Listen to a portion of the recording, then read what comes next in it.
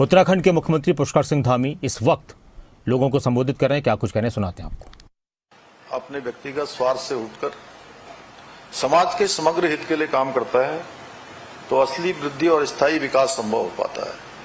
और कपिल मीणा जी ने बड़े विस्तार से और बहुत कम शब्दों में सहकारिता के बारे में हम सबको बताया है।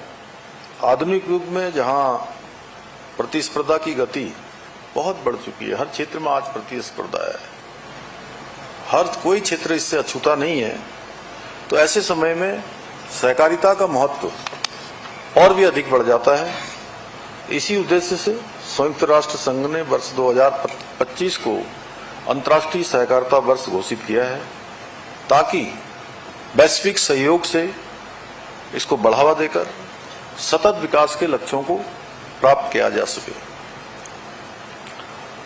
आज जब पूरा विश्व सामाजिक, आर्थिक, पर्यावरणीय संकटों से जूझ रहा है, अनेक चुनौतियों का सामना कर रहा है, तब ऐसे समय में हम सभी की जिम्मेदारी है कि हम सभी एकजुट होकर जहां चुनौतियां हैं, समस्याएं हैं, उनके समाधान के लिए भी हम सब मिलजुल कर काम करें और उनका समाधान निकालें।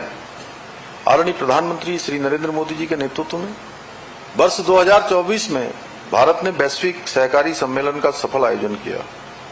उन्होंने उस सम्मेलन में अंतर्राष्ट्रीय सहकारिता वर्ष का शुभारंभ करते हुए कहा था कि सहकारिता भारत की के लिए संस्कृति का आधार और जीवन पद्धति दोनों ही है, क्योंकि भारत में सहकारिता की प्राचीन परंपरा प्राचीन काल से ही चली आ रही है।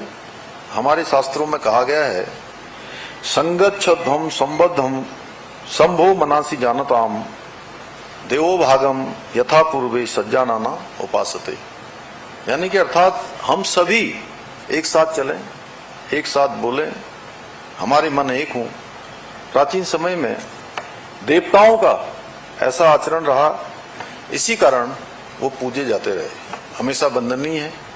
सहकारिता का मूल उद्देश्य भी स्पर्धा नहीं बल्कि सहयोग की भावना को बढ़ावा देना है।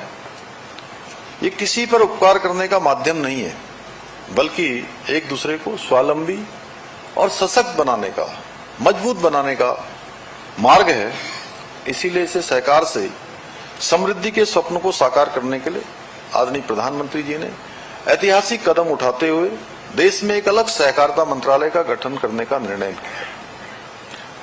आज केंद्रीय गृह एवं सहकारिता मंत्री आदरणीय अमित शाह जी के नेतृत्व में ये मंत्रालय सहकारिता आंदोलन को और अधिक मजबूत करने के लिए एक अलग प्रशासनिक, कानूनी और नीतिगत ढांचा तैयार कर रहा है, जिसमें अनेक नवाचार हो रहे हैं, नए नए निर्णय लिए जा रहे हैं। ये मंत्रालय सहकारी समितियों के कारोबार में सुगमता के लिए प्रक्रियाओं को कारगर बनाने, बहुराज्य सहकारी समितियों के विकास को सक्षम बनाने और मजबूत बनाने की दिशा में तेजी से काम कर रहा है।